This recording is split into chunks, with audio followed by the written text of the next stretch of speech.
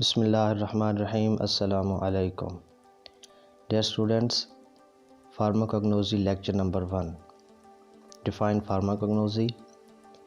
The American Society of the Pharmacognosy defined pharmacognosy as the branch of medical science that deal with the study of physical, chemical, biochemical and biological properties of drug or drug substance which obtain from the natural source, organic and inorganic, as well as search for new drugs. Pharmacognosy also deal with the study of drug-drug interaction. Pharmacognosy medical science की एक branch है जिसके अंदर हम medicine के, drug के physical, chemical, biochemical और biological खसूसियत को हम पढ़ते हैं और हम जानते हैं कि ड्रग को नेचुरल सोर्स यानी ऑर्गेनिक और इनऑर्गेनिक से कैसे हासिल किया जाता है और न्यू मेडिसिन, न्यू ड्रग्स की सर्च करते हैं और इसके साथ साथ ड्रग का दूसरी ड्रग के साथ क्या रिलेशन है, इंटरेक्शन है, इसको भी हम फार्माकोग्नोसी के अंदर पढ़ते हैं। इसके साथ साथ pharmacognosy is drive from two Greek word, pharmakon mean drug और ग्नोसिस मीन नॉलेज। अब हम बात करते हैं ऑर्गेनिक सोर्स ऑफ ड्रग क्या है। The source of nature which contain mainly carbon based compound, जिसके अंदर कार्बन मेन होता है। और डोमिनेंट ऑर्गन सोर्स क्या हैं? ऑर्गेनिक सोर्स प्लांट्स हैं, एनिमल्स हैं और माइक्रो ऑर्गेनिजम्स हैं। जो ड्रग हम ऑर्गेनिक सोर्स से ऑब्टेन करते हैं उसको हम सिंथेटिकली और पैरासिम्पैथेटिकली दोनों तरह से प्रिपेयर कर सकते हैं। सिंथेटिकली जो ड्रग होती है वो टोटली लेबॉर्ट्री के अंदर तैयार होती है और जो सेमी सिंथेटिकली ड्रग होती है उसको हम नेचुरली तौर पर भी तैयार कर सकते हैं। अब हम बात करते हैं inorganic source of drug. The source of drug which can not contain carbon based compound, इसके अंदर कार्बन के कंपाउंड नहीं होते। इसका मतलब यानी it's mean inorganic substance do not comes from living things से नहीं आते। एग्जांपल मेटल, स्टोन्स और मिनरल्स वगैरह ये इनऑर्गेनिक सोर्स हैं। जो ड्रग हम इनऑर्गेनिक सोर्स से लेते हैं इसको भी हम सिंथेटिकली और पैरासिम्पैथेटिकली तैयार कर सकते हैं। ठीक है, पिछली ड्रग की तरह इसकी भी यही खसूसियत है। अब हम बात करते हैं स्कोप ऑफ फार्माकोग्नोसी। फार्माकोग्नोसी का स्कोप क्या है? Pharmacognosy has play an important role in the development of the various department of the science. ये साइंस के बहुत सारे शोबाजात को डेवलप करती है, जैसे बॉटनिकल जिसके अंदर हम वेजिटेबल्स के नॉलेज को पढ़ते हैं, ज़ूलॉजी जिसके अंदर हम वो ड्रग्स पढ़ते हैं जो एनिमल से ऑब्टेन होती हैं। इसके साथ साथ जो फार्माकोग्नोसी है ये हमको क्रूड ड्रग का नॉलेज भी प्रोवाइड करती है। ठीक है, also provide the knowledge of crude drug.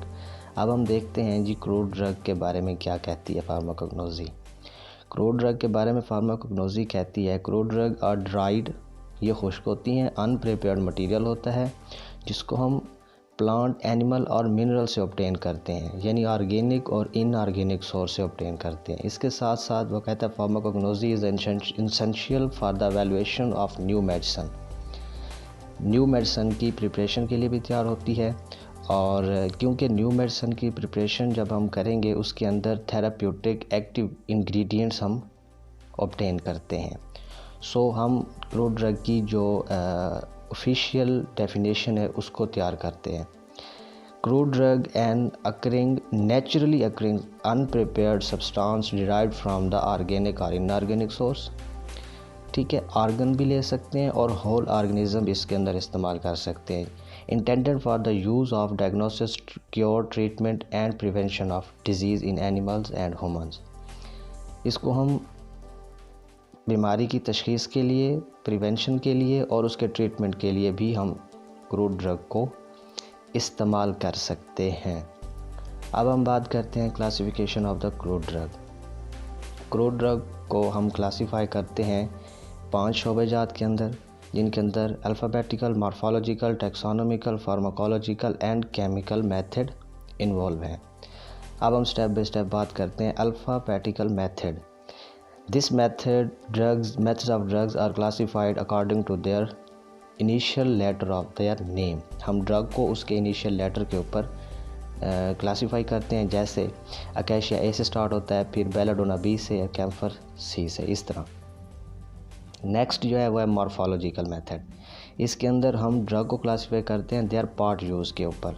कुछ ड्रग्स हैं जिनके हम रूट से इस्तेमाल करते हैं, जैसे ग्लिसराइजा, कुछ के हम लीफ यूज़ करते हैं, जैसे सनमक्खी। इस तरह हम ड्रग्स को उनके पार्ट यूज़ के ऊपर हम उनको क्लासीफाई करते हैं मॉर्फोलॉजिकल मेथड के अंदर।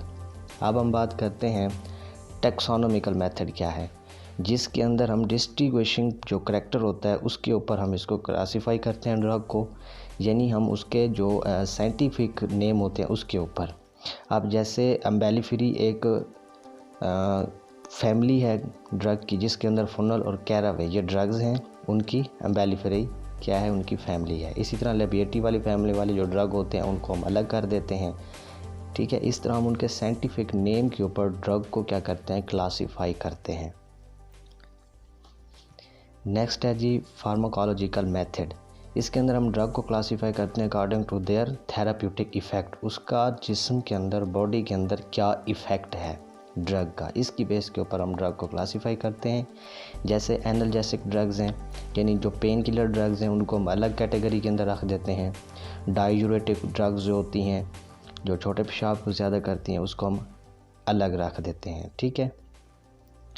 और इस तरह हम दूसरी बात करते हैं केमिकल मेथड के बारे में, जिसके अंदर हम ड्रग को केमिकल नेचर के ऊपर, केमिकल प्रॉपर्टी के ऊपर ड्रग को क्लासीफाई करेंगे।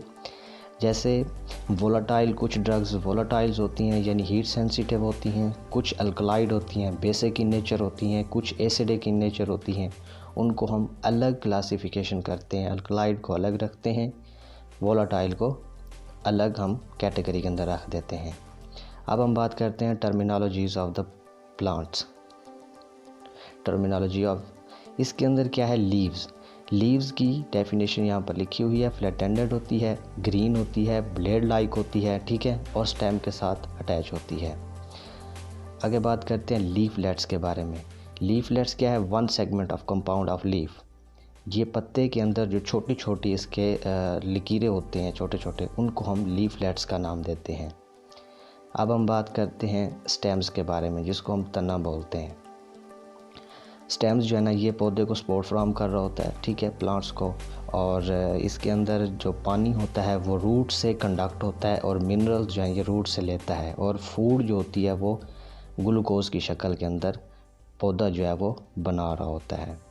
इस तरह हम ये देखते हैं कि जो तना होता है वो एयर और लाइट की तरफ ग्रो होता है, यानी सूरज की तरफ बड़ा होता है, ठीक है। लीव्स भी इसके अंदर लगते हैं स्टेम के अंदर। इसके साथ अब हम देखते हैं फ्लावर्स क्या होते हैं। फ्लावर्स रिप्रोडक्टिव स्ट्रक्चर होती है प्लांट्स की, यानी फ्लावर्स के अंदर फल लगता है, ठीक है, इसलिए इसको रिप्रोडक्टिव पार्ट कहा गया है पौधे का। इस तरह कुछ फ्लावर्स होते हैं जो हम मेडिसन के तौर पर भी इस्तेमाल करते हैं। लीव्स भी हम मेडिसन के तौर पर इस्तेमाल करते हैं, जैसे हम पीछे पढ़ चुके हैं। नेक्स्ट हम बात करते हैं फ्रूट्स के बारे में। फ्रूट्स क्या होता है, seed bearing part of plant, जिसके अंदर पौधे का जो बीज होता है, जिसके अंदर बीज होता है, उस पार्ट को हम फ्रूट बोलते हैं, ठीक है। कुछ फ्रूट्स ऐसे हैं जिनको हम एज अ मेडिसिनल पर्पस के लिए भी यूज़ कर सकते हैं। नेक्स्ट है जी पल्प। पल्प क्या है, pulp soft juicy edible part है। कौन सा, यानी सुइटेबल फॉर ईटिंग, जिसको हम खा सकते हैं, उसको हम पल्प कहते हैं, ठीक हो गया। अब हम बात करें सीड्स क्या है। Seed is a small embryonic plant, यानी स्मॉल पौधा है ये, ठीक है। ये एक कवर के अंदर बंद होता है, जिसको हम सीड कोड बोलते हैं, ठीक हो गया। और कुछ सीड्स ऐसे हैं जिनको हम एज आ मेडिसिनल प्रॉपर्टीज़ के लिए यूज़ कर सकते हैं।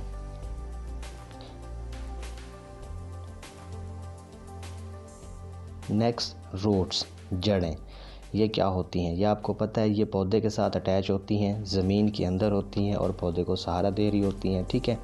और ये fleshy woody roots are use for the medicinal purpose, इसको हम मेडिसिनल पर्पस के लिए भी यूज़ कर सकते हैं। और रूट्स जो होती हैं ये सॉलिड भी हो सकती हैं, फिब्रस भी हो सकती हैं और फ्लैशी भी हो सकती हैं। फ्लैशी मीन थिक भी हो सकती हैं और सॉफ्ट भी हो सकती हैं। नेक्स्ट हम बात करते हैं बार्क्स, जिसको हम बोलते हैं छाल।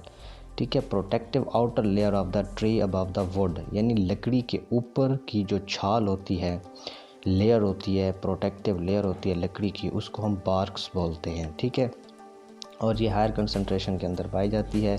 और बहुत सारी मेडिसिन्स हैं जिनके अंदर हम बार्क को as a medicinal agent use करते हैं, जैसे सिंकोना, कुनेन जो है उसको हम बार्क के तौर पर इस्तेमाल करते हैं।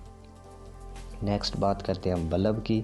बल्ब भी एक फ्लैशी पार्ट होता है, ठीक है, और जिसके अंदर यानी वो थिक और सॉफ्ट पार्ट है। और इस जैसे ओनियन, प्याज, ये एक बल्ब है। ठीक है, और जैसे थूम होता है, गार्लिक, उसको हम थूम बोलते हैं, वो भी एक बल्ब की मिसाल है। और इनको हम एज आ मेडिसिनल एजेंट के तौर पर इस्तेमाल कर सकते हैं, एज अ मेडिसिन इस्तेमाल करते हैं। अब हम बात करते हैं वुड, यानी लकड़ी क्या है। लकड़ी आपको पता है मेन स्ट्रक्चर होती है, मेन पार्ट होता है प्लांट का। ठीक है, ये फिब्रस होता है यानी धागेदार होती है। और थिक स्टेम्स जो होता है ना, वो कंटेन करता है वुड को। तो बाज़ औक़ात हम लकड़ी को भी as a medicinal agent use करते हैं। अब हम बात करते हैं रिज़म्स। रिज़म्स क्या हैं? Thick and soft part of the plants. ठीक हो गया, स्टेम के अंदर। ये अंडर द ग्राउंड यानी ज़मीन के अंदर होती हैं। ये आप यहाँ पर इसकी पिक्चर से देख सकते हैं, जिसके ऊपर एक छोटा सा तना भी होता है और ये ज़मीन के अंडर क्या करती हैं, ग्रो करती हैं। सो आज का लेक्चर यहाँ तक था। मिलते हैं नेक्स्ट वीडियो में, तब तक के लिए अल्लाह हाफ़िज़।